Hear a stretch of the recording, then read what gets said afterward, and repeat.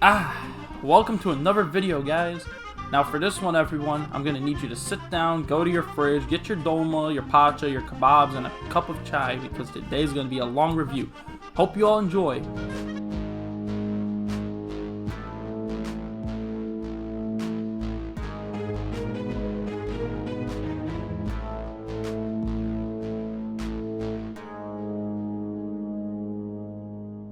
I can easily state that these past few years of Generation, including both the War for Cybertron trilogy and Studio Series, have been incredibly interesting in terms of the sheer variety of the leader class figures released.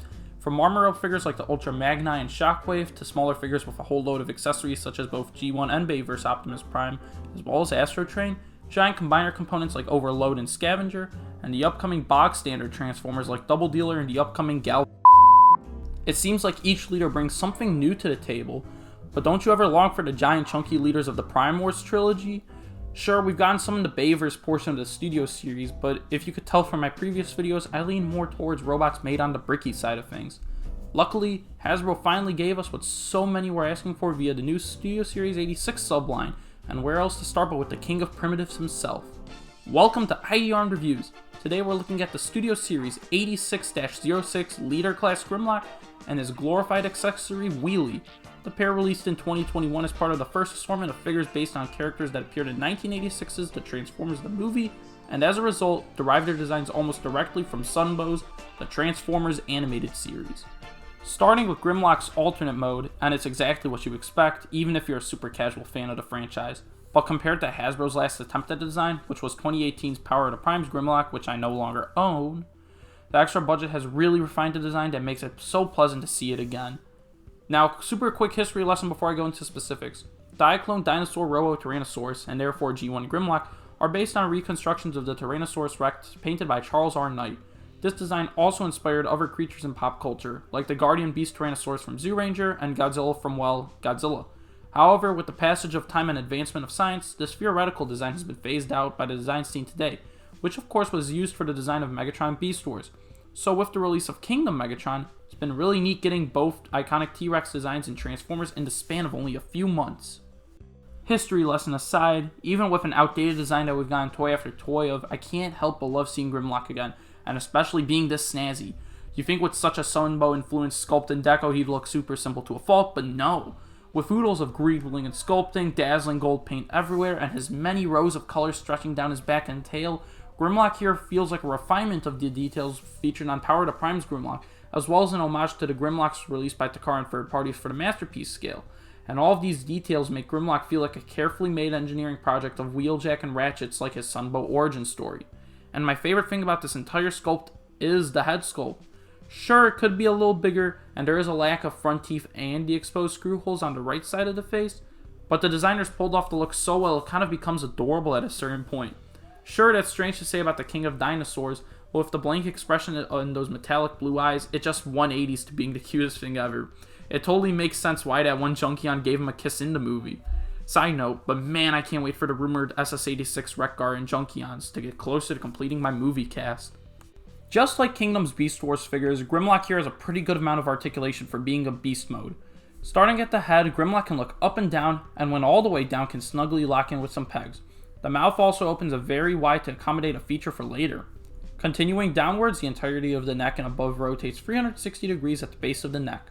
Moving to the arms, a ball joint at the shoulder allows for a wide range of movement in all directions and essentially fills in for a bicep swivel of sorts. And below that is a simple elbow joint. The hips are on ratchets that go up and down and can also swing outwards on a normal hinge. Below a thigh swivel is a knee that goes a little past 90 degrees using plastic ratchets. And finally, all three toes hinge downwards for no practical purpose. All in all, the articulation works pretty well given Grimlock's build, and due to his transformation, it's understandable that he doesn't have the larger range of articulation that Kingdom Megatron has. To compensate for his limited articulation in some areas, Grimlock can do a lot more in terms of straight fun. As mentioned earlier, opening Grimlock's mouth open wide allows you to peg in the blast effect of your choice, and while any effect seems to work, I'm inclined to use Skylynx's in my photos as they resemble Fire Breath the most. And to fit in even further with the figures of the War for Cybertron trilogy, Grimlock has a total of 6 combat ports in his dinosaur mode, so whether you want to add guns, buildings, or dinosaur bones to Grimlock, the sky is the limit. Finally, Grimlock comes with 3 accessories. First is the Galaxial Rocket Launcher, which while sculpted well and is impressively sized, it feels a bit lighter than expected.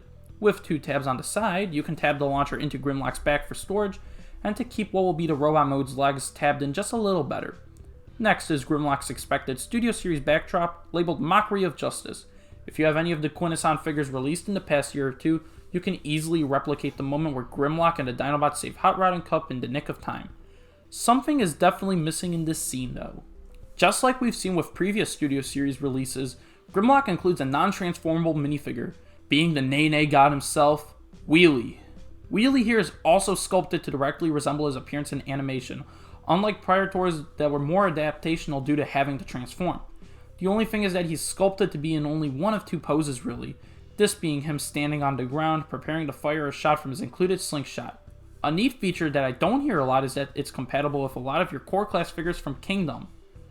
For Articulation, Wheelie's not too bad given his status as an accessory, but it feels odd due to the sculpting. There's a tight ball joint for the neck, followed by a standard shoulder joint for the right arm, but the left arm can swivel up and down and angle inwards due to the sculpting of it. A joint in the waist allows for 360-degree rotation and an ab crunch.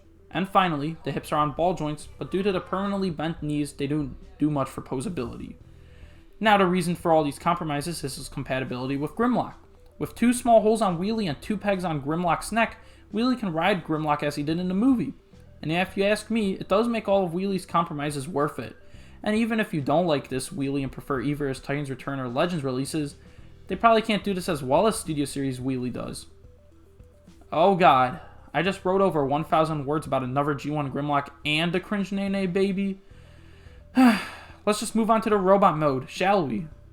Studio Series 86 Grimlock transforms just like any other Grimlock we've gotten in the past from practically any company, but with this Grimlock, it's the little things that make him fun to transform back and forth. The way the tail folds up and compacts into the leg as opposed to just becoming a heel like Power of the Prime's Grimlock feels so genius in its simplicity. In addition, the sliding rail for folding out the legs is another example of how simple yet effective the engineering is on this figure. Flipping up the head and raising the entire chest to finish the transformation gives us a sense of completeness like many tokusatsu mecha as well. And with the transformation complete, once again Hashtag has given us something out of this world to fawn over. Now I'm probably repeating myself at this point in the review, but in robot mode, Studio Series 86 Grimlock is yet another G1 Grimlock. But unlike the string of Grimlocks we've been getting on the Hasbro side of things, stretching back as long as Universe's Dumpy Little Grimlock, something about Studio Series 86 Grimlock just feels so much more dynamic. This is probably owed to the fact that it takes heavy inspiration from MP08 Grimlock, and a bit more tinfoily, similar figures like Fans Toys Grinder and Gigapower Superator. But there are several factors outside of those resemblances that bring me to the conclusion that this is one of the greatest Grimlock figures of all time. Let's start with the details that make up the robot mode. Grimlock's head sculpt is easy to pull off in toy form, but the extra greepling and the return of the deep metallic blue for the eyes helps it stand out, especially given that Grimlocks from Hasbro tend to prefer the red eyes of the G1 toy. The gold of the chest combined with the translucent chest plate and bold auto brand is worthy of a chef's kiss. It also makes me appreciate that Hasbro didn't stick with the bare yellow plastic seen in the initial stock photos. Switching to his back, and my word that is clean. Not only do you have the T-Rex head that can be positioned to your liking, but the same rings true for the wings since they aren't fully connected to the back, but I'll elaborate on that later when we get to Articulation. When it comes to the figure's proportions, call me crazy, but Grimlock just looks the nicest out of all Grimlock toys I've glanced at. No limb feels too lanky or stumpy, and the shoulders aren't raised up too high like the Masterpiece, and nothing feels hampered due to an intrusive gimmick. So pretty much like the entirety of the War for Cybertron trilogy and its contemporaries, Grimlock looks so nice that you could probably just leave him in robot mode on a D-toll for the rest of time. But like in Dino mode, Grimlock has lots to do to keep making you take him off your shelf to fiddle with him. Bringing back the Galaxial rocket launcher, it fits snugly into either of Grimlock's fists, and can hold onto 2 blast effects. And I found out this recently via a Twitter post by Hannah Haley, but part of the launcher is actually sculpted to clip right onto either of Grimlock's dino arms as a form of weapon storage. In addition to the combat ports carrying over from Dino mode, one on the bottom of each foot and one on the base of the T-Rex head also appear for more customizing and fun.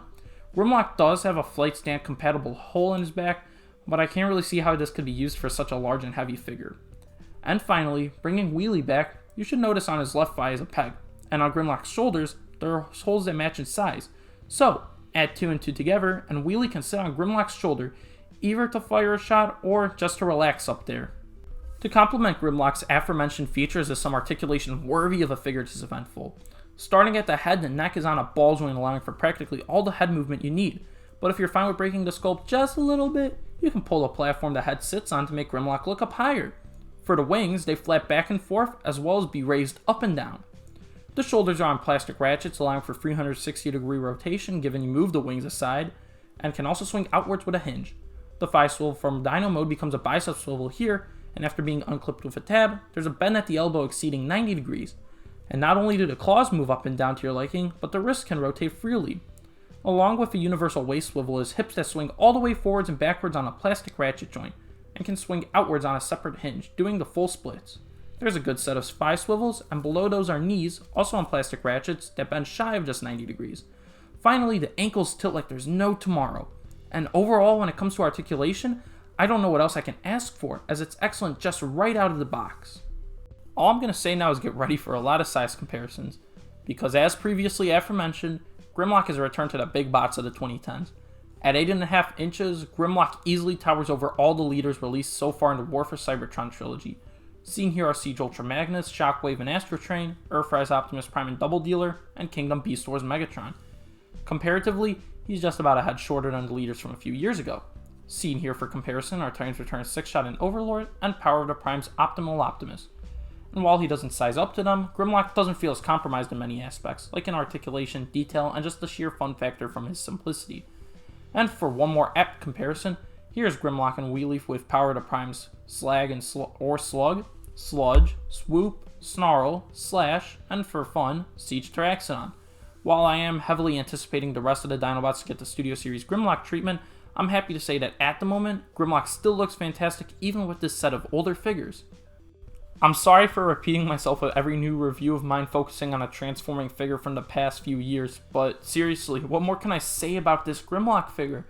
Sure, he might just be another G1 Grimlock toy based on the Sunbow design, but by pulling design cues from past iterations of the character from different companies and adding the common design elements of figures from the past 3-ish years of Hasbro and Takara lines, it makes him feel so perfect in a way. It's seriously to the point where the only issues I have with him are the odd exposed screw holes and hollow gaps around the figure, and by the powers of not enough productions, those issues and the inclusion of his sword are going to be fixed with an upgrade kit I should be getting very soon. And on Wheelie, sure, it would have been cool to get a Micromaster sized version of him that transforms, but even as a tiny action figure of sorts, there's a bit of an odd charm that makes me happy that he was included. To wrap it up, don't wait on a sale for Grimlock, because if you see him in stores or in stock online, you owe it to yourself to get such a monumental release. And not only will I be getting the other Dinobots in the scale when they inevitably release, but if this Grimlock figure gets repainted in Marvel colors, either of his G2 designs or heck even Diaclone Dinosaur Robo, I'll be jumping on that stat. So then, thanks for watching another IdArmed review. It's been a while since I looked at something that wasn't a Transformer, so next time let's do that. Join me next time when we take a look at something that's only sorta related to Transformers, with one of G.I. Joe's most renowned operatives. So, as always, see you next time, and take care.